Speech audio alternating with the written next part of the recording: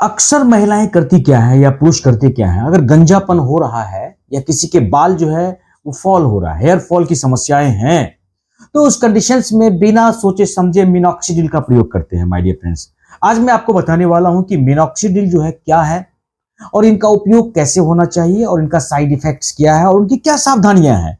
मैं ये बताने वाला हूं आज के वीडियोस में। जी हाँ, ऐसे आदमी, ऐसे पुरुष, ऐसी महिलाएं जो जिनके बाल फॉलिंग होते हैं, जिनके बाल झड़ते हैं, ठीक है, और वो बहुत परेशान है। मिनॉक्सिडिल्स वगैरह जो है, कोई कह दिया तो मिनॉक्सिडिल लगा लिया, उसका स्प्रे जो है कर लिया। जी हाँ, आए दोस्तों, वीडियोस बहुत ही जबरदस्त होने वाला। सो प्लीज गाइस, जिसने मेरे चैनल जीएच केयर को सब्सक्राइब नहीं किया, सबसे पहले मेरे चैनल जीएच केयर को सब्सक्राइब करो और घंटे का बटन दबा दो ताकि नॉलेजफुल वीडियोस आपको प्रतिदिन मिलता रहे। देखो, मिनॉक्सिडिल फोम का उपयोग पुरुषों में हेयर ग्रोथ के लिए किया जाता है, ठीक है। यह खोपड़ी के सामने के हिस्से में गंजेपन को दूर करने में या पुरुषों में हेयर लाइन दोबारा उग सके, इसके लिए मिनॉक्सिडिल का उपयोग किया जाता है। समझ में आ गया कि मिनॉक्सिडिल बालों को दोबारा उगाने के लिए किया जाता है, या किसी का बाल जो है फॉल होता है, हेयर फॉलिंग की समस्या है, तो उस कंडीशंस में भी मिनॉक्सिडिल का प्रयोग करते हैं, चाहे वो लेडीज हो चाहे वो जेंट्स हो। मिनॉक्सिडिल जो है वो वासोडिलेटर दवाओं के एक वर्ग होता है इसमें, ठीक है। यह दवा अचानक से झड़ते हुए बाल या डिलीवरी के बाद बालों के झड़ने की समस्या के लिए उपयोग किया जाता है, ठीक है। 18 वर्ष से कम आयु के लोग इस दवा का प्रयोग तो बिल्कुल ना करें। मेरी बात को समझ ले आप। मिनॉक्सिडिल जो लेबल पर निर्देशित होता है, माय डियर फ्रेंड्स, दवा का उपयोग वैसे ही करें जो लेबल पर लिखा होता है। कम या ज्यादा मात्रा में या लंबे समय तक इस दवा का उपयोग बिल्कुल नहीं करना है। ऐसा नहीं कि बाल पता चले कि मेरा ज्यादा फॉल हो रहा है तो मैं ज्यादा यूज करूंगा, तो नुकसान होगा आपको, ठीक है। एक चीज और जानना है, हेयर ग्रोथ पर कोई असर ये नहीं पड़ने वाला है, मैं खुल के कह रहा हूं, ठीक है, बल्कि इसके कुछ खतरनाक साइड इफेक्ट्स भी होने लगते हैं। दवा के सुरक्षित और प्रभावी उपयोग के लिए आपको लेबल पर दिए गए निर्देशों को ध्यानपूर्वक देखना चाहिए। यदि कोई सवाल हो तो आप हमारे कमेंट सेक्शंस में आइए, हमारे टीम के लोग आपके सवालों का जवाब देंगे। चूंकि हमारे टीम में बहुत सारे डॉक्टर्स की टीम है और बहुत सारे फार्मासिस्ट की टीम होते हैं, ठीक है।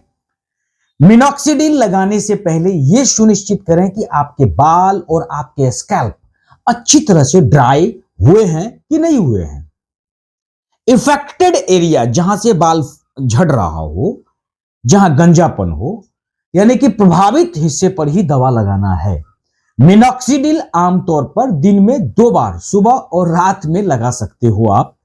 दवा लगाने के बाद आप अपने हाथों को अच्छी तरह से धो लें।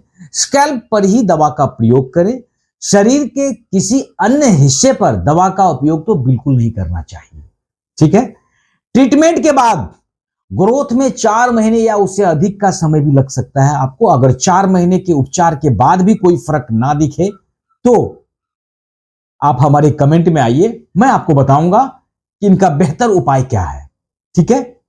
मिनॉक्सिडिल टॉपिकल फॉर्म को ना ही खुला छोड़ना है और ना ही गर्म जगह पर इनको रखना है। बात समझ में आ रही है?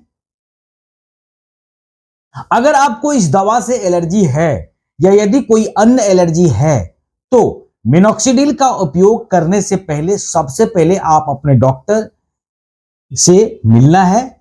इस दवा में कुछ ऐसे निष्क्रिय तत्व भी हो सकते हैं जिससे एलर्जी या अन्य समस्याएं भी आपको हो सकती है।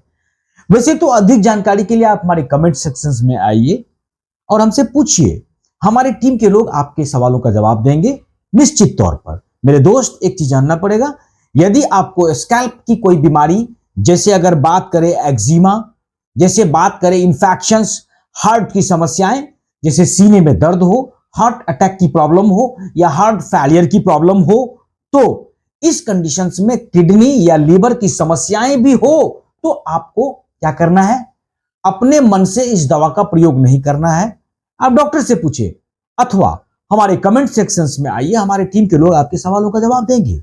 जी हां, मेरे दोस्त, एक बात और जानना पड़ेगा, कि दवा तो जो ब्रेस्ट फीडिंग कराती है उनको ये दवा नहीं लेना है, क्योंकि ये दवा से उनको नुकसान पहुंचा सकता है। गर्भावस्था या स्तनपान के दौरान मिनॉक्सिडिल का इस्तेमाल अगर बात करें तो बिल्कुल असुरक्षित है, इस बात को जान लें। ठीक है, इस दवा को लेने से पहले उससे होने वाले लाभों और साइड इफेक्ट्स के बारे में हमारे कमेंट सेक्शन से आपको पता चलेगा, तब जब आप हमारे कमेंट सेक्शन में आकर हमसे पूछिएगा। मिनॉक्सिडिल अमेरिकी खाद्य और औषधि प्रशासन FDA के अनुसार जोखिम श्रेणी C के अंतर्गत में आता है।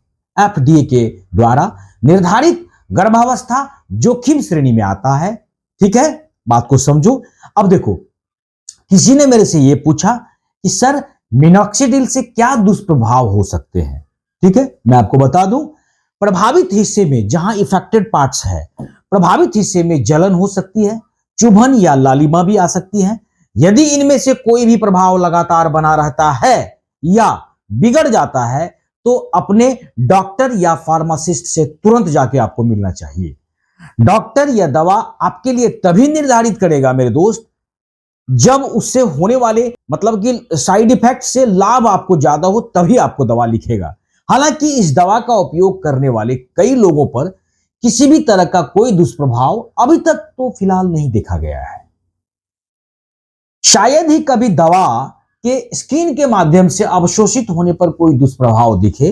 दवा का उपयोग बंद करने पर चेहरे या शरीर पर अनचाहे बाल, चक्कर आना, तेज हार्ट बीट हो जाना, बेहोशी, सीने में दर्द, सीने में जलन, हाथों पैरों में सूजन, असामान्य वजन बढ़ना हो, अपने आप बढ़ जाएगा, थकान और सांस लेने में दिक्कत जैसे तमाम तरह के छोटे मोटे लक्षण आपको दिख सकते हैं। जी हां, इस दवा से किसी भी प्रकार की गंभीर एलर्जी रिएक्शन अगर इन तमाम तरह के लक्षण दिखे तो आपको फौरन हमारे कमेंट सेक्शन में आके हमसे पूछें, अथवा आप अपने नजदीकी डॉक्टर से मिलना है। दवा का इस्तेमाल करने वाले सभी लोगों में ये लक्षण नजर आए ऐसा भी जरूरी नहीं है मेरे दोस्त। ठीक है, कुछ साइड इफेक्ट्स होते हैं जिनके बारे में अभी मैं आपको लंबा हो जाएगा वीडियो, इसीलिए मैं नहीं बता रहा हूं। सो प्लीज गाइस, अगर आपको लगता है कि मेरे बाल फॉलिंग हो रहे हो, अगर लगता है कि हमारे बाल जो है आपके गंजापन की प्रॉब्लम है, तो हमारे कमेंट सेक्शन में आइए और हमसे पूछिए। उससे पहले हमारे चैनल GH केयर को सब्सक्राइब करना है और घंटे का बटन दबाना है। तब तक हमारे वीडियोस पर बने रहो, मस्त रहो और खुश रहो, स्वस्थ भी रहो। जय हिंद, जय भारत।